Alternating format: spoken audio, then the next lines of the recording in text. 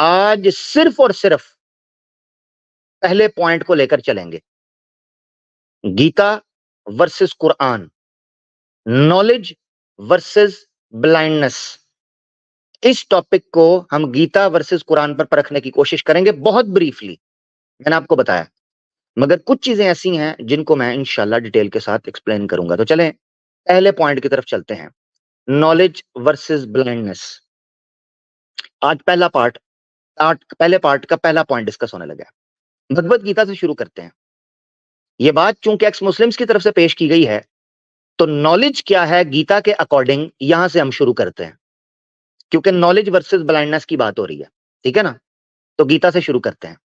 तो मैं ये सवाल पूछूंगा कि जिन एक्स मुस्लिम्स ने इसको शेयर किया है और जिन लोगों ने इसको प्रमोट किया है और जो गीता को बहुत उत्तम मानते हैं, उनके जहन में ये होगा कि नॉलेज से मुराद ये है कि जनाब विज्ञान पढ़ो, फलाना करो, ये करो।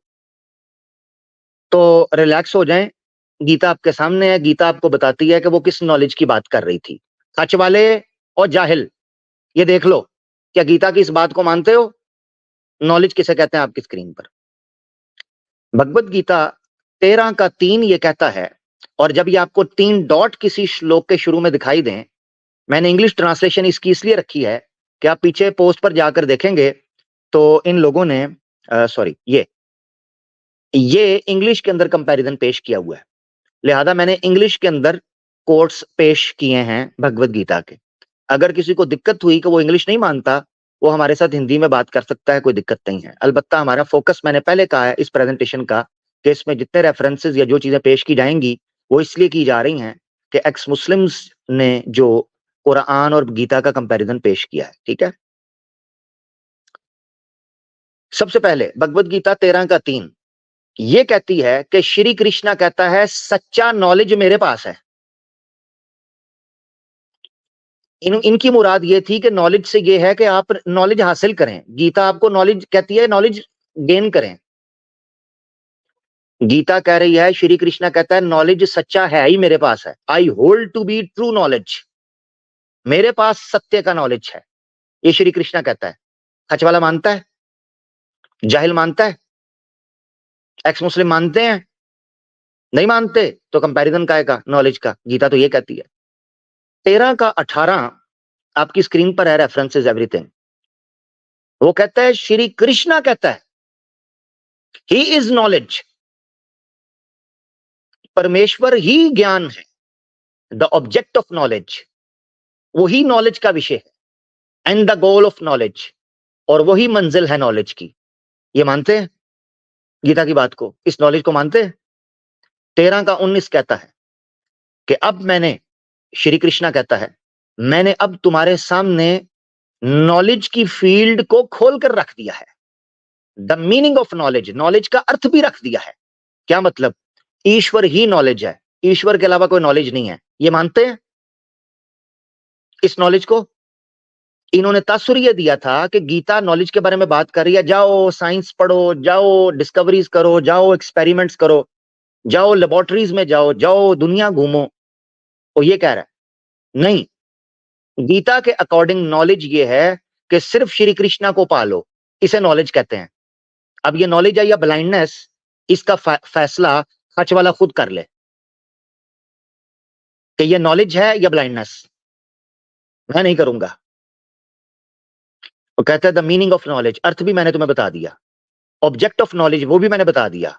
अब वो आगे क्या कहता है 13 की 19 में, व्हाइट कलर का पढ़िएगा, only my devotees can understand this in reality. वास्तव में, रियलिटी में सिर्फ मेरे भक्त ही ये जानकारी प्राप्त कर सकते हैं या ये रहस्य को सुलझा सकते हैं कि सच्चा नॉलेज क्या होता है, और ये करने से वो मेरी डिवाइन नेचर को पा लेते हैं। तो knowledge according to Bhagavad Gita is only Shri Krishna, is around Shri Krishna, that's it. ये नॉलेज है। इन्होंने तासुर दिया था कि भगवत गीता इतनी महान है कि वो नॉलेज का कहती है जाओ केमिकल जनाब इंडस्ट्री बनाओ, जाओ जनाब टाटा बिरला अंबानी बन जाओ। वो कहता है नॉलेज आई मेरे पास है, मेरे अलावा नॉलेज ही नहीं है किसी के पास। भगवत गीता 7:16 श्री कृष्ण कहता है 4 प्रकार के व्यक्ति ही सिर्फ मेरी भक्ति में लीन रहते हैं, मुझ में लीन रहते हैं। 4 प्रकार के व्यक्ति, पता है कौन? कहता है जो जो ज्ञान की खोज करते हैं, the seekers of knowledge, and those who are situated in knowledge, जो ज्ञान में लीन रहते हैं। पता है क्या मकसद है इसका? भगवत गीता 13 के अंदर वो पहले कह चुका हुआ है कि ज्ञान मेरे इर्द गिर्द घूमता है। अब वो कह रहा है कि 4 प्रकार के लोग मुझ में लीन रहते हैं मेरी भक्ति के अंदर। उनमें से एक दो वो लोग हैं जो ज्ञान में खोज करते हैं। दूसरे लफ्जों में पता क्या है? जो कोई दुनिया का वर्ल्डली नॉलेज गेन कर रहा है और वो श्री कृष्णा का भक्त नहीं है, तो वो नॉलेज वाला नहीं है। समझ रहे हैं? 7:16 में श्री कृष्णा कहता है 4 प्रकार के लोग मेरी भक्ति में आते हैं। उनमें से एक है जो नॉलेज को सीख करता है। इसका मतलब क्या है कि जो श्री कृष्णा की भक्ति के अंदर नहीं है वो नॉलेज को सीख नहीं कर रहा। सिंपल। तो जो श्री कृष्णा की भक्ति के अंदर नहीं है, चाहे उसने पीएचडी की है, चाहे वो स्कॉलर है, चाहे वो साइंटिस्ट है, अकॉर्डिंग टू श्री कृष्णा वो सीकर ऑफ नॉलेज नहीं है। ये याद रखना आपने, क्योंकि अगर वो सीकर ऑफ नॉलेज होता वो श्री कृष्णा की भक्ति में लीन होता। तो इसलिए क्या ये मानते हैं इस नॉलेज को? भगवत गीता 15 पूरा श्लोक है, एंड होता है। श्री कृष्णा कहता है and from me come memory. वो कहता है जो आपका माइंड मेमोरी बनाता है ये मुझसे आती है। नॉलेज, ज्ञान भी मुझसे आता है, एज वेल एज फॉरगेटफुलनेस, और मेमोरी का भूल जाना भी मुझसे आता है। श्री कृष्णा ये कह रहा है नॉलेज आता ही मुझसे है। इन्होंने तात्पर्य देने की कोशिश की कि श्री कृष्णा कह रहा है जाओ जनाब मैथमेटिक्स पढ़ो, फिजिक्स पढ़ो, केमिस्ट्री पढ़ो, बायोलॉजी पढ़ो, साइंस की ब्रांचेस में जाकर रिसर्च करो, और जनाब इसे नॉलेज कहता है भगवत गीता। भगवत गीता कहती है नॉलेज है ही श्री कृष्णा में। अब सवाल है मेरा, ये नॉलेज है या ब्लाइंडनेस है? खच वाले, निर्णय तेरा है। तुझे मैं करता हूं कॉल थोड़ी देर में। हाँ तो सुन रहा है, मुझे पता चल गया, इसलिए मैंने 2 दिन पहले स्केड्यूल किया था, और तेरा थोड़ा सा खच वाला और दूसरा जाहिल का लोगो भी मैंने पिक्चर भी इसलिए लगाई थी ताकि तुम लोगों के कान खड़े हो जाएं कि जूते पड़ने लगे हैं तुम्हारी वजह से अब इस्लामोफोबिक हिंदुत्व के पिल्लों को। ठीक है ना? अब शुरू हो जाओ जरा। तो ये नॉलेज है या ब्लाइंडनेस? अगर खच वाला और जाहिल भगवत गीता के इस नॉलेज को नॉलेज कहेंगे तो उनको मानना पड़ेगा कि श्री कृष्णा की पूजा और भक्ति होनी चाहिए। तो करेंगे? करेंगे? नहीं करेंगे। तो फिर ये भी मानते हैं कि भगवत गीता ब्लाइंडनेस की बात कर रही है, नॉलेज की बात नहीं कर रही। मानना पड़ेगा जी। आगे, भगवत गीता नॉलेज किन शास्त्रों में ढूंढने का कहती है, किन शास्त्रों को मानती है कि वो नॉलेज है? भगवत गीता 15 का 19 और 20 पढ़ें। वो कहता है Shri Krishna, those who know me without doubt as the supreme divine personality truly have complete knowledge. Shri Krishna कहता है जो मुझे जानते हैं, मेरी जानकारी प्राप्त करते हैं और सिर्फ मुझे मानते हैं, बगैर किसी संदेह के, बगैर किसी शक के, उनके पास कंप्लीट नॉलेज होता है। लेफ्ट साइड पर नॉलेज उनके पास होता है। O Arjun, they worship me with their whole being. फिर वो मेरी ही प्रार्थना और उपासना और पूजा प्रार्थना सब कुछ करते हैं, मेरी पूजा करते हैं। अब श्री कृष्णा कहता है 15 के 20 में कि ये जो मैंने बात रखी है ना कि कंप्लीट नॉलेज किसके पास होता है? जो केवल मुझे मुझे जानता है, मुझे मेरे बारे में जानकारी लेता है, सिर्फ उसके पास होता है। श्री कृष्णा कहता है 15 के 20 में कि ये मैंने जो तुम्हारे साथ सीक्रेट प्रिंसिपल जो शेयर किया ना, ये वैदिक स्क्रिप्चर से मैंने किया है, वैदिक स्क्रिप्चर से। और अगर कोई इस जानकारी को प्राप्त कर ले जो वेद के अंदर है तो वो एनलाइटेंड हो जाता है, फुलफिल फील करता है और प्राम गति को पाता है। लो, ये है नॉलेज। वेद, वेद को वो नॉलेज कह रहे हैं। मानता है वेद को नॉलेज? ओ खच वाले, ओ जाहिल, मानता है वेद को नॉलेज? अगर मानता है वेद को नॉलेज, फिर श्री कृष्णा की भक्ति शुरू करो, शाबाश, और सनातनी हो जाओ, घर वापसी करो। चलो, भगवत गीता 18 का 70 कहता है श्री, और याद रखना है कि 18 का 70 और 71 ये खत्म हो रहा है। भगवत गीता के 18 अध्याय हैं, तो ये क्लाइमैक्स है भगवत गीता का 18वां अध्याय। उसमें 70 और 71 में श्री कृष्णा कहता है, वो कहता है जो मैंने दावा किया है और जो तेरी और मेरी बात चली है Arjun, this sacred dialogue of ours will worship me. अब ये ब्रैकेट में विद देयर इंटेलेक्ट है, हिंदी अनुवाद में ब्रैकेट नहीं है और संस्कृत में भी ये ब्रैकेट वाला तर्जुमा नहीं है। Through the sacrifice of knowledge, such is my view. Shri Krishna कहता है ज्ञान को त्यागना होगा, नॉलेज का बलिदान देना होगा जिसने मेरी पूजा करनी है। ये नॉलेज है या ब्लाइंडनेस है? ज्ञान को त्यागना होगा, ज्ञान का बलिदान देना होगा। Even those who only listen to this knowledge with faith, Shri Krishna कहता है, श्री कृष्णा कहता है, और यार आवाज किधर गई? और माइक तो बिल्कुल पास है मेरे। अच्छा खैर, श्री कृष्णा साहब कहते हैं जनाब कि जो सिर्फ इस नॉलेज को विश्वास और आस्था के साथ सुनेगा और किसी किस्म की दुश्मनी नहीं रखेगा, शत्रु नहीं बनेगा, उसको उसके पापों से मुक्त कर दिया जाएगा और वो स्वर्ग प्राप्त करेगा। ये श्री कृष्णा कह रहे हैं।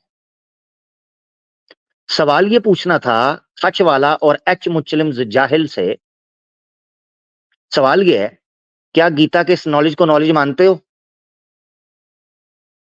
हाँ जी। और भगवत गीता तो कुछ और कह रही है, तुम कुछ और लिए फिर रहे हो। सवाल है कि भगवत गीता के अनुसार नॉलेज गीता में, वेद में, श्री कृष्ण में ही लीन है।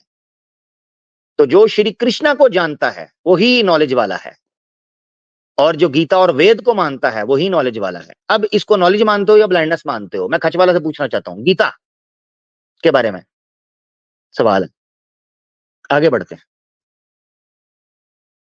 अब कोई कह सकता है जी कि जनाब और तरीके से हमें खुलकर चीज समझाएं, तो आपको जानकर हैरानगी होगी कि जो नॉलेज हासिल करना था, जो इनके बकौल नॉलेज था, गीता कह रही है अपने तर्क को, अपनी बुद्धि को त्याग दो, मुझे समर्पित कर दो। ये गीता कहती है। क्या अपनी अकल और रैशनल को श्री कृष्णा को समर्पित करना ये नॉलेज है या ब्लाइंडनेस है? भगवत गीता 7 का 15, श्री कृष्णा कहता है 4 प्रकार के लोग जो मेरे सामने सरेंडर नहीं करते, 4 kinds of people do not surrender on to me. वो मेरे सामने सरेंडर नहीं करते। कौन? Those ignorant of knowledge. दूसरे लफ्जों में पता क्या बात है? श्री कृष्णा ये कह रहा है कि जो लोग नॉलेज वाले नहीं होते वो मेरे आगे सरेंडर नहीं करते। अगर मेरे सामने जो सरेंडर करेगा वही नॉलेज वाला होगा। ये मानते हैं नॉलेज, ये इसे ब्लाइंडनेस कहेंगे। और दूसरी लाइन में वो लिखता है, कहता है दोज विद डिल्यूटेड इंटेलेक्ट, जिनका इंटेलेक्ट खराब हो चुका हुआ है, वो लोग मेरे मेरे सामने सरेंडर नहीं करते। इससे एक चीज आपको और पता चली कि जो लोग अपने तर्क और बुद्धि को चलाने की बात करते हैं श्री कृष्णा के सामने, वो कह रहा है ये लोग ज्ञान वाले नहीं हैं, नॉलेज वाले नहीं हैं। ये नॉलेज है या ब्लाइंडनेस है? खच वाले, पोस्ट बनाने से ना तू कुरान पढ़ा ना तू गीता पढ़ा, और उस जाहिल को तो आता ही कुछ नहीं है। वो हिजामा भी सही तरीके से नहीं करता था। है जी, ज्यादा नहीं बोलता। भगवत गीता सामने खुली है, ना उसने कुरान पढ़ा ना उसने भगवत गीता पढ़ी, मुंह उठा के पोस्ट बना दी, चलो जी देखी जाएगी जो होगा। अब वो लेने के देने पड़ गए हैं। भगवत गीता 8 का 7 क्या कहता है? मिड में जो है 8 का 7, भगवत गीता कहती है देयरफॉर, कृष्ण कह रहा है always remember me and also do your duty of fighting the war with, अब यहां फुल स्टॉप आ गया, with mind and intellect surrender to me. ये नॉलेज है या ब्लाइंडनेस है कि आपका माइंड और इंटेलेक्ट श्री कृष्णा को देना है। अब दो चीजों में से एक चीज है, तो श्री कृष्णा को तो ये व्यक्ति मानते हैं ना जी, इंसान की शक्ल में अवतार लेके आया था। तो मैं खच वाले से पूछता हूं, ये कह रहे हैं कि mind and intellect surrender to me, मेरे सामने सरेंडर कर दो। ये नॉलेज है या ब्लाइंडनेस है? अपनी अकल किसी को दे देना, बेच देना। भगवत गीता 12 का 8 क्या कहता है? बॉटम लेफ्ट साइड के ऊपर, fix your mind on me alone.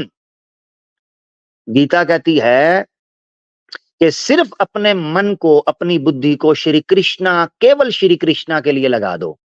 And surrender your intellect to me, और अपनी अकल को, अपने कॉन्शियसनेस को, अपने इंटेलेक्ट को मुझे समर्पित कर दो। और अगर ये करोगे तो फिर तुम सही मानों के अंदर मेरे अंदर जीवित रहोगे, इसमें कोई संदेह नहीं। लो जी, नॉलेज है या ब्लाइंडनेस है? कच वाला सवाल था ना जी मेरा। भगवत गीता 18 का 62, surrender exclusively on to him with your whole being. Shri Krishna, सारे का सारा शरीर, अपना बुद्धि तर्क शरीर, सारे का सारा उसको समर्पित कर दो, सरेंडर कर दो। ये नॉलेज है या ब्लाइंडनेस है? अगर कहो नॉलेज है तो फिर कुरान के ऊपर इतराज क्यों करते रहे हो? कुरान के अतीउल्लाह व अतीउर रसूल के ऊपर तो बड़ा इतराज होता है। ये गैरत का कैप्सूल है, ये इंजेक्शन है। 1.5 क्षणों तो या उसको भी नॉलेज कहो या इसको भी ब्लाइंडनेस कहो, अगर सच्चे हो। ये नहीं चलेगा। हिंदुओं की जेबों को काटने के लिए कुरान को ब्लाइंडनेस कहते हो और गीता तुम्हें नॉलेज नजर आता है।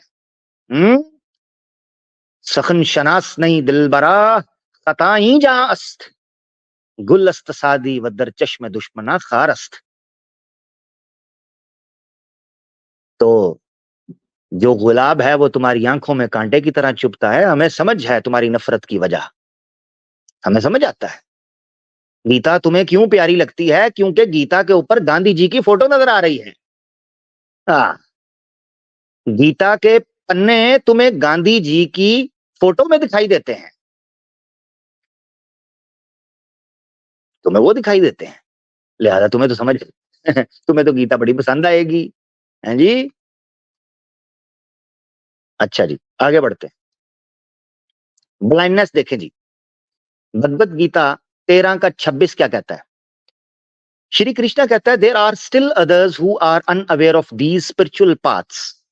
श्री कृष्णा कहता है कि कुछ लोग ब्लाइंड हैं, अज्ञानी हैं, जाहिल हैं, इग्नोरेंट हैं, उनको स्पिरिचुअल पाथ का नहीं पता। But they hear from others and begin worshipping the supreme Lord. वो दूसरों को सुनते हैं, दूसरों को बात करते हुए सुनते हैं और पूजा पाठ शुरू कर देते हैं। By such devotion to hearing from saints, they too can gradually cross over the ocean of birth and death, यानी मोक्ष पा सकते हैं। लो, तुम तो कह रहे थे स्वयं ज्ञान प्राप्त करना है, श्री कृष्णा कह रहा है दूसरों के पीछे चलकर भी तुम्हें मोक्ष मिल सकता है। ये नॉलेज है या ब्लाइंडनेस है? खच वाला, ओ जाहिल, ओ खच वाले, बता ना। कुरान पर तो बड़े एतराज उठते हैं। भगवत गीता कह रही है कि दूसरे सन्यासियों को, बाबों को, त्यागियों को, संतों को, महंतों को, स्वामियों को, ऋषियों को, पंडितों को अगर तुम सुन के ईश्वर की पूजा उपासना शुरू करते हो तब भी तुम्हें मोक्ष मिल जाएगा, चाहे तुम खुद कितने अज्ञानी क्यों ना हो। अब पूछना यह था कि नॉलेज स्वयं ने खुद प्राप्त करना था या नॉलेज वाले लोगों के पीछे भी चलने से मोक्ष मिल जाता है? तो ये नॉलेज है या ब्लाइंडनेस है? बताइएगा, सवाल है। भगवत गीता 12 का 17 राइट के ऊपर आप ब्लाइंडनेस का हाल देखिएगा। ब्लाइंडनेस का हाल, श्री कृष्णा कहता है जेन्युइन बंदा वो है जो इस कदर ब्रेन वॉश्ड हो जाए, इतना ब्लाइंड हो जाए, चेक करना आप, ये मैं अपने लफ्ज बोल रहा हूं, इतना ब्लाइंड हो जाए कि वो क्या करेगा। कहता है ना उसको कोई गम रहेगा, ना उसको कोई खुशी रहेगी, ना उसको कोई नुकसान होगा, ना उसको कोई फायदा होगा। इतना हो जाएगा। 12 के 17 में येलो कलर पे हाईलाइट लिखा है who renounce both good and evil deeds. धार्मिक कार्य ही क्यों ना हो, वो उनको भी त्याग देगा। चेक करो जरा, ये नॉलेज है या ब्लाइंडनेस है? ये अच्छे काम भी त्याग देगा। Who renounce both good and evil deeds, अच्छे काम भी त्याग दे और बुरे काम भी त्याग दे। ये आगे चल के इसकी डिटेल्स आएंगी, यहां थोड़ा सा इशारा दे देता हूं हल्का सा। इन अ नटशेल गीता 3 किस्म के कर्म को बयान करती है।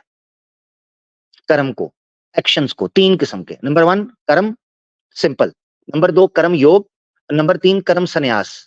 कर्म कहते हैं कोई काम करना किसी इंसेंटिव के लिए कि मुझे इसका फायदा होगा।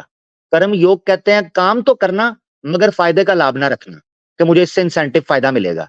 नंबर 3 कर्म संन्यास, काम ही ना करना कि जरूरत ही नहीं है मुझे। यहां श्री कृष्णा कर्म संन्यास को बयान कर रहा है। वो कह रहा है कुछ अच्छा और कुछ बुरा कुछ भी करने की जरूरत नहीं है, चुप करके बैठ जाओ, साइड पे चले जाओ, करने की जरूरत ही नहीं है कुछ। आगे चलते चलते गीता कई एंगल से मैं आपके सामने रखूंगा, कई चीजें खुलकर सामने आएंगी जिससे आपको और भी कई चीजें पता चलेंगी कि कर्म और कर्मा के अकॉर्डिंग जब हम 7वां प्रोग्राम इंशाल्लाह कर रहे होंगे आज से 7 हफ्ते बाद, 6 हफ्ते बाद करीबन, आज का इंक्लूड करें तो फिर मैं आपको एक्सप्लेन करूंगा डिटेल के अंदर कि श्री कृष्णा ने किस लेवल तक ब्रेन वॉश किया और ये ब्लाइंडनेस है या नॉलेज है, इसका फैसला पब्लिक कर लेगी। भगवत गीता 12 का 12 क्या कहता है देखो जरा। और नॉलेज देख खा चले, better than mechanical practice is knowledge, better than knowledge is meditation, better than meditation is renunciation of the fruits of actions, for peace immediately follows such renunciation। लो जी, तुम कह रहे थे Gita is all about knowledge, वो कहते हैं knowledge से बेहतर मेडिटेशन है। और मेडिटेशन कैसे करनी है? शास्त्रों के अकॉर्डिंग। तो ये ब्लाइंडनेस है या नॉलेज है? ये नॉलेज है या ब्लाइंडनेस है? अच्छा जी, सवाल है ना जी कि नॉलेज से बेहतर मेडिटेशन है। ठीक हो गया यहां तक। अब फैसला कर लें कि Gita is all about knowledge या इज ऑल अबाउट मेडिटेशन और इज ऑल अबाउट व्हाट। और याद रखें, जब गीता नॉलेज क्या कहती है तो उसका अभिप्राय ये होता है कि श्री कृष्णा की जानकारी प्राप्त करना और श्री कृष्णा के अंदर लीन हो जाना, उसकी भक्ति करना, उसका स्मरण करना, अपनी बुद्धि और तर्क और शरीर को श्री कृष्णा को समर्पित करना ही भगवत गीता के अनुसार ज्ञान है। ये ज्ञान है, बस और कुछ नहीं है। आगे बढ़े। अब हम कुरान को पढ़ने लगे हैं यहां से, कुरान के बारे में। ठीक है, यहां से बात अब आगे कुरान के बारे में शुरू होने लगी है। सबसे पहले मैंने इस प्रेजेंटेशन के अंदर कुरान को अल फुरकान कहकर पुकारता हूं। उसकी वजह यह है कि वर्सेस में जब हम कंपैरिजन करेंगे तो कुरान का एक सिफाती नाम है अल फुरकान। इसका मतलब होता है सच, सत्य और असत्य में अंतर करने वाला, न्याय और अन्याय में अंतर करने वाला, धर्म और अधर्म में अंतर करने वाला। ठीक है, तो कुरान का एक नाम है अल फुरकान। अब हम आपके सामने अल फुरकान का ये गुण पेश करेंगे कि फुरकान कैसे सत्य और असत्य को चीर के अलग करता है, न्याय और अन्याय को कैसे अलग करता है, विद्या अविद्या को कैसे अलग करता है। ठीक है, ये आपने समझना है। कुरान की ये आयत इन फी ज़ालिका लआयातिन लिकौमी याकिलून। ये आयत कुरान में दर्जनों बार आई है। मैंने सिर्फ 6 जगह पेश की हैं कुरान की। 2 की 164, 30 की 24, 45 की 5, 13 की 4, 16 की 66 और 67 और 16 का 12। ये 6 जगह टाइम बचाने के लिए और वक्त की किल्लत के लिए सिर्फ रेफरेंसेस पेश किए, स्क्रीनशॉट ले लें, सनातनी भी ले लें और मुसलमान भी ले लें। ये 6 मकामात पर ये आयतें उठाकर देखें जिनके आखिर में इन्न फी ज़ालिका लआयातिन लिकौमी याकिलून लिखा है या फिर लआयातुन लिकौमी याकिलून लिखा है। इन आयात को आप उठाकर देखेंगे इन 6 जगहों पर सिर्फ और सिर्फ लिकौमी याकिलून के लिए जो निशानियां रखी गई हैं वो कॉस्मोस के बारे में, वर्ल्डली मैटर के बारे में, नेचर के बारे में, ठीक है जी, एस्ट्रोलॉजी के बारे में, सोशियोलॉजी के बारे में, इवन बायोलॉजी के बारे में, फिजिक्स के बारे में, केमिस्ट्री, इन चीजों के बारे में बात करती है इन 6 जगहों के ऊपर। ये मैंने क्यों बात की है इसे समझना है। ये आयत रखने का मकसद क्या था? लिकौमी याकिलून, कुरान अकल वालों को कौम कहकर मुखातिब करता है। यह है पॉइंट मेरा, जिस वजह से मैंने ये आयतें पेश की हैं। कुरान अकल वालों को एक कौम कहकर मुखातिब करता है। इसका मतलब यह है कुरान के मुखातिब एक पूरी कौम है जो अकल रखते हैं, अकल इस्तेमाल करते हैं। कुरान ने उनको मुखातिब किया है।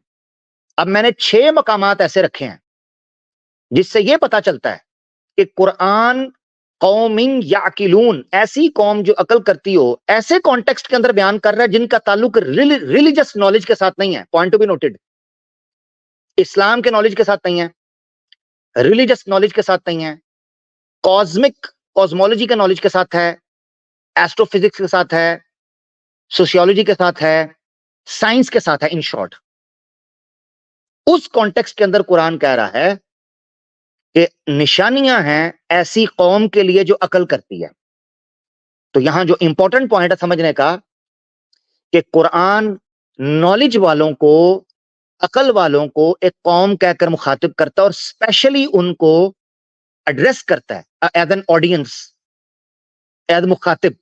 उनको एड्रेस करते हुए ये कहता है कि आपने ये बात इस तरह समझनी और सुननी है। और याद रखें ये 6 मकामात है, इनको खोलकर चेक करना है। मैंने बार बार बोल रहा हूं, बैकग्राउंड में इस आयत जहां ये वर्ड यूज हुआ है, ये किसी जगह पर भी रिलीजियस नॉलेज की बात नहीं हो रही कि ये उन लोगों के लिए निशानी है, बल्कि ये कहा गया है कि इनमें निशानियां हैं उन लोगों के लिए जो ये सूरज को देखते हैं और गर्दिश लैलो नहार को देखते हैं, जमीन व आसमान की तख्लीक को देखते हैं, बच्चे की पैदाइश को देखते हैं, खेती बाड़ी को देखते हैं, जानवरों को पढ़ते हैं, समुद्रों को पढ़ते हैं, बारिश को देखते हैं, दिन चढ़ता है ढलता है इसको देखते हैं, अपने इर्द गिर्द कौमों के रूजो जवाल को देखते हैं। ये सारी चीजें इन 6 आयतों के अंदर आपको मिलेंगी आसान लफ्जों के अंदर। ये पॉइंट रखने का सबसे पहला मेरा मकसद क्या था? वो था कि अकल वालों को एक कौम कहकर मुखातिब किया। अब कौम एक नेशन अफराद के ऊपर खड़ी होती है,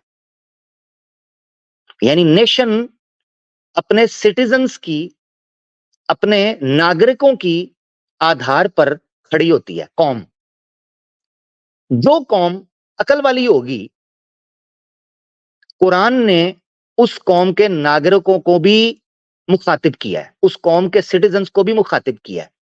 यह समझना, अगर कुरान ब्लाइंडनेस की बात करता होता, कुरान कभी ऐसी कौम को मुखातिब ना करता जो अकल करने वाली हो। अब कमाल बात यह है कि कुरान ने उनके नाम क्या रखे हैं आपकी स्क्रीन पर। अल फुरकान ने उनको रैशनल्स और इंटेलेक्चुअल्स को 3 बड़े नामों से पुकारा है कुरान के अंदर, जो कि बेस करता है प्योर नॉलेज के ऊपर, ब्लाइंडनेस के ऊपर नहीं। ये 3 टर्म्स हैं जो आपको साबित करती हैं कि फुरकान ब्लाइंडनेस की बेस पर नहीं, नॉलेज की बेस के ऊपर लोगों को मुखातिब करता है, ऑडियंस को मुखातिब करता है। Number 1 उलिल अलबाब, number 2 उलिन नुहा, number 3 उलिल अबसार। उलिल अबसार ऐसी, यानी कौमी याकिलून की 3 कैटेगरीज आगे आपके सामने आ गई ना, कौमी याकिलून की। उलिल अबसार कहते हैं ऐसी कैटेगरी को जो एम्पिरिकल और ऑब्जर्वेशनल बेसिस पर चीजों को देखती हो, यानी ऑब्जर्वेशन करती हो, उसको कहते हैं उलिल अबसार। बसारत से निकला है, किसी चीज को आंखों से देखना, किसी चीज को हिस्से चेक करना। तो एम्पिरिकल और ऑब्जर्वेशनल लोगों को मुखातिब किया कि अगर तुम वाकई एम्पिरिकल हो, ऑब्जर्वेशनल हो, सच्चे हो, तो आओ, ये आयतें हैं तुम्हारे लिए, परख लो।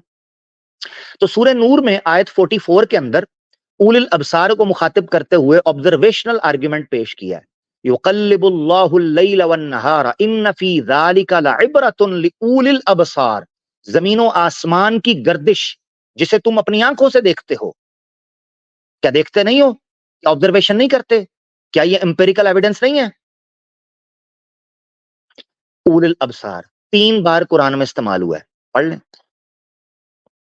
उलिन नुहा, ये नुहा नुहई या नही से निकला है ओरिजिनली, मगर मैं ज्यादा अरबिक ज्यादा इसको बोरिंग नहीं करूंगा, मैं सादा रखना चाहता हूं ताकि गीता वाले भी पढ़ लें जरा क्या है। उलिन नुहा आसान लफ्जों के अंदर अगर इंग्लिश में इसको ट्रांसलेट किया जाए तो उसको बोलते हैं रैशनल। ऐसे लोग जो रैशनल होते हैं, रैशनल। सूरह ताहा की आयत नंबर 128 में अल्लाह ताला कहते हैं कि अफलम यहदी लहुम कम अहलकना कबलहुम मिनल कुरूनी यमशून फी मसाकिनिहिम इन्न फी ज़ालिका लआयातुन लिउलिन नुहा। अल्लाह ताला ये बात करते हैं, क्या तुमने अपने से पहले, अब ये रैशनैलिटी है, रैशनैल के जरिए चीजों को जज करना, अच्छी चीजों को, बुरी चीजों को। अल्लाह ने इसमें किसी जगह पर भी ब्लाइंड फॉलोइंग कहा नहीं है, ब्लाइंड फॉलो करने का। ये आयत देख लें उलिन नुहा को, कुरान में 2 मरतबा आया है उलिन नुहा, ठीक है। अल्लाह ताला कहते हैं तुमने क्या हिस्ट्री नहीं पढ़ी? तुमसे पहले कितने लोग थे, कितनी बड़ी बड़ी सिविलाइजेशन थी, तबाह बर्बाद हो गई। इसमें रैशनल लोगों के लिए निशानी है कि वो ये देखें कि यार अगर वो कौमें तबाह हुई हैं तो हमने भी तबाह हो जाना है। अगर उन कौमों की गलतियों को स्टडी किया जाए, रैशनली एनालिसिस किया जाए, तो हम उन गलतियों से बच सकते हैं। वो किस लिए तबाह हुई थी, हम बच सकते हैं। तो कुरान अपील करता है रैशनल लोगों को, और ये नॉलेज के बगैर हो नहीं सकता। याद रखें, ब्लाइंडनेस कभी भी एम्पेरिकल और ऑब्जर्वेशनल नहीं हो सकती, ब्लाइंडनेस कभी भी रैशनल नहीं हो सकती। नॉलेज रैशनल होता है, ऑब्जर्वेशनल होता है, एम्पेरिकल होता है। नॉलेज कुरान को मुखातिब कर रहा है। तीसरी, उलिल अलबाब। अलबाब लुब से निकला है। लुब दूसरे लफ्जों के अंदर अकल, शऊर और मंतिक को कहते हैं। उलिल अलबाब का मतलब होगा ऐसे लोग जो लॉजिकल हों, लॉजिकली देखते हों चीजों को, लॉजिकल, मंतिक के जरिए, तर्क के जरिए चीजों को समझते हो। सूरह जुमर की आयत 9 में अल्लाह फरमाते हैं, कुल ए नबीन से कहें, हल यस्तविल लदीन यालमून वल्लदीन ला यालमून इन्नमा यतज़क्करु उलुल अलबाब। अल्लाह फरमाते हैं नबी इनसे कहें ना, फिर इनसे कहें कि क्या नॉलेज वाले लोग और ब्लाइंड लोग बराबर हो सकते हैं? इसमें तो नसीहत है लॉजिकल लोगों के लिए। क्या नॉलेज वाले और ब्लाइंड लोग बराबर हो सकते हैं? दूसरे लफ्जों में कुरान ये कह रहा है। वो दूसरी आयत भी है ना, हल यस्तविल आमा वल बसीर, वो भी अल्फाज हैं। दूसरी और भी आयतें हैं कि क्या नबीना और देखने वाला बराबर हो सकते हैं? इससे भी पता चलता है कि नॉलेज, कुरान नॉलेज को, हाँ उलिल अलबाब, ठीक हो गया, उलिल उलिल अलबाब या उलिल अलबाब है। Thank you thank you thank you, मैं उलिल पढ़ रहा था। उलिल नुहा, उलिल अबसार, उलिल अलबाब, ऊ नहीं है। ये आपने समझ लिया। अब यहां एक नुक्ता है जो बोनस के तौर पर पेश कर रहा हूं मैं, जिनको कुरान पढ़ने का शौक है। कौमी याकिलून उस कौम की जो अकल करती है, उस कौम के 3 तरह के अफराद होते हैं। Number 1 उलिल अलबाब, number 2 उलिल नुहा, number 3 उलिल अबसार। 3 तरह के लोग होते हैं। उलिल अलबाब कुरान में आया है 16 मरतबा, उलिल नुहा आया है 2 मरतबा, उलिल अबसार आया है 3 मरतबा। इनको अगर हम जमा करें, ऐड ऑन करें, तो टोटल नंबर बनता है 21। 6 + 2 + 3 = 21। और जब हम कुरान की 21 सूरा देखते हैं तो उसका, उस सूरा का नाम है अल अंबिया। यानी दूसरे लफ्जों में कुरान आपको नॉलेज के जरिए ये चीज बताना चाह रहा था कि सबसे ज्यादा उलिल अलबाब, सबसे ज्यादा उलिल नुहा और सबसे ज्यादा उलिल अबसार जिस कौम को वो लोग लीड कर रहे होंगे ना, इस तरह की कौम को, वो अंबिया है। यानी ये नुक्ता निकलता है आपको कुरान से। तो 21 times rational, empirical, observational, logical लोगों की कैटेगरी को कुरान में जितनी बार इकट्ठा किया जाए तो जिस सूरत का नाम बनता है अल अंबिया। इसका मतलब ये है, जो मैं समझाऊं, बात है ये को कुरान या हदीस तो नहीं है, आपकी अपनी ऑब्जर्वेशन होती है। इससे पता चलता है कि कुरान ये बताना चाह रहा है कि जो उलिल अलबाब, उलिल नुहा, उलिल अबसार के लीडर्स हैं, अल अंबिया, वो अंबिया हैं। यानी अंबिया ऐसी कौमें पैदा करते हैं। इससे भी आपको एक दकीक नुक्ता मिलता है कि अंबिया नॉलेज पैदा करते हैं, ब्लाइंडनेस पैदा नहीं करते। तमाम अंबिया, तमाम प्रॉफिट्स नॉलेज बेस चीजों को रखते हैं, ब्रेन वॉश या ब्लाइंड फेथ या ब्लाइंडनेस पैदा नहीं करते। ये चीज आपको समझ आनी चाहिए। इससे और भी कई चीजें हैं, मैं उसको इंटेंशनली स्किप करता जा रहा हूं क्योंकि मैं चाहता हूं इसको ब्रीफ रख के, क्योंकि हमने, आपको पता है, आगे प्रोग्राम्स और करने तकरीबन 14 के करीब, उसको लेके चलेंगे। आगे बढ़ते हैं। कुरान ने एक टर्म यूज की है, सीरू फिल अर्द। ये तो वैसे मुख्तलिफ मकामात पर आया, मगर कुरान में 2 मकामात ऐसे हैं जहां सीरू फिल अर्द की बात की गई। याद रखें, जमीन में घूमना टूरिज्म की वजह से या जॉब की वजह से होता है, आमतौर पर जॉब या टूरिज्म। कुरान ने नॉलेज बेस्ड टूरिज्म को आपके सामने रखा। आज लोग ट्रैवल व्लॉग्स कर रहे होते हैं। कुरान ने 1400 साल पहले नॉलेज के लिए सीरू फिल अर्थ का हुक्म दिया, नॉलेज के लिए, जिससे पता चलता है कि कुरान, इस्लाम सिर्फ आपको एक इलाके के अंदर बंद रहना नहीं सिखाता, बल्कि इस्लाम आपको यह सिखाता है कि आपने दुनिया को एक्सप्लोर करना है। नॉलेज के लिए दुनिया को एक्सप्लोर करना है।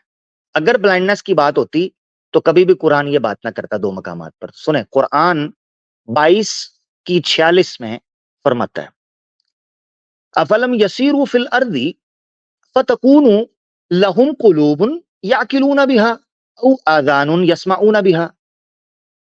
ये क्या जमीन में नहीं घूमते, सैर नहीं करते, ताकि इनको एक्सप्लोर करें, ये एक्सपोजर मिले। लहुम कुलूबुन याकिलूना बिहा, फतकून फा आया है। तो याद रखना है कि जब नफी या नहीं के बाद फा आ जाए या अमर के बाद फा आ जाए तो वो बेसिकली नतीजा होता है। तो ये कहा जा रहा है अफलम यसीरू फिल अर्द, ये जमीन में नहीं घूमते। तो सवाल उठता था, अल्लाह आप क्यों कह रहे हैं जमीन में घूमने के लिए इनको?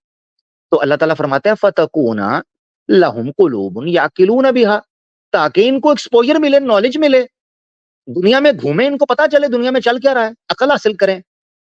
औ आदानुन औ अदानुन यस्माऊना बिहा, या फिर इनके कान खुले हों तो लोगों को बोलता पढ़ता, नॉलेज वाले लोगों को घूमता फिरता देखें, इनके कान खुले हों, इनको पता चले दुनिया में चल क्या रहा है। तो सीरू फिल अर्ज से पता चलता है कि कुरान नॉलेज करने के लिए, आपको नॉलेज हासिल करने के लिए बताता है, ना कि ब्लाइंडनेस की तरफ लेकर जाता है। तो अफलम यसीरू फिल अर्दी फतकून लहुम कुलूबुन याकिलून बिहा औ अज़ानुन यस्माऊन बिहा फ़इन्नहा। अब आगे वो जुमला आ रहा है जो ब्लाइंडनेस वर्सेस नॉलेज को एक्सप्लेन करेगा, ओरिजिनल ब्लाइंडनेस को, जिसको एड्रेस किया है अल फुरकान ने।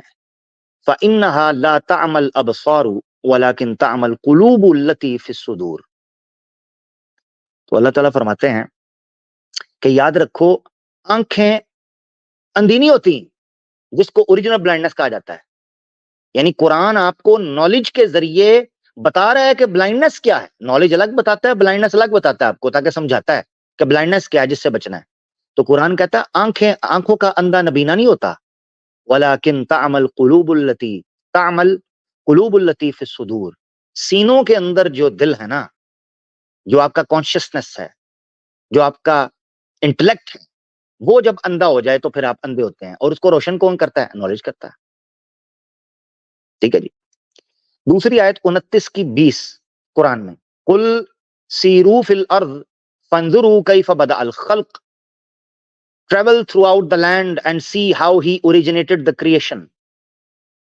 कुरान आपको ये चीज बता रहा है कि जमीन में घूमो ताकि तुम नॉलेज हासिल करो कि तुम्हारा ओरिजिन क्या है। आज origin of species, origin of universe, origin of life पर बात हो रही है। कुरान आपको सीरू फिल अर्थ कहकर इस तरफ इशारा करता है कि आपकी इब्तदा का, आपकी ओरिजिन का, कोई एवोल्यूशन कह रहा है, कोई डिजाइन की बात करता है, कोई एलियनेटेड होने की बात करता है कि बाहर से किसी ने आपको ड्रॉप किया है। मुख्तलिफ किस्म की थ्योरीज हैं। तो जमीन में घूमो, फंजुरू कैफा बदल खल्क, देखो। अच्छा, एक और नुक्ता ध्यान में आ गया। फंजुरू, फंजुरू यहां वर्ड यूज हुआ है कुरान का, जिसका मतलब यह है देखो। देखना भी एक एम्पिरिकल और ऑब्जर्वेशनल एविडेंस के तो बेस पर आएगा। फंजुरू ये नहीं कहा कुल सीरू फिल अर्दी फस्माऊ कैफा बदल खल्क, तो सुनो कैसे आगा, नहीं, फंजुरू देखना है। तो देखना नॉलेज की बुनियाद होता है, अपनी आंखों से चीज को देखना, इसको कहा जाता है। मैंने कई नुक्ते स्किप किए हैं, यही वजह है कि कुरान में आइनुल यकीन वर्ड भी यूज हुआ है, जिससे आपको नॉलेज बेस फेथ मिलता है, ना कि ब्लाइंड फेथ मिलता है, यानी बेसिक अंडरस्टैंडिंग आपको मिलती है। खैर, इसके अलावा तदब्बुर फिल कुरान एक टर्म यूज होती है कुरान में, बार बार, ये मैंने अपनी तरफ से उसको हाइडिंग के तौर पर यूज किया है। फुरकान के अंदर एक चीज इस्तेमाल होती है, टर्म इस्तेमाल होती है तदब्बुर फिल कुरान। सवाल ये होता है, ये गौर से सुनिएगा, कुरान अगर ब्लाइंडनेस की बात करता तो कुरान में तदब्बुर का क्यों कहता? क्योंकि तदब्बुर तो होता है नॉलेज की बेस पर, तदब्बुर होता है इंटेलेक्ट की बेस पर, तदब्बुर होता है रैशनल की बेस पर, तदब्बुर होता है लॉजिक की बेस पर, है?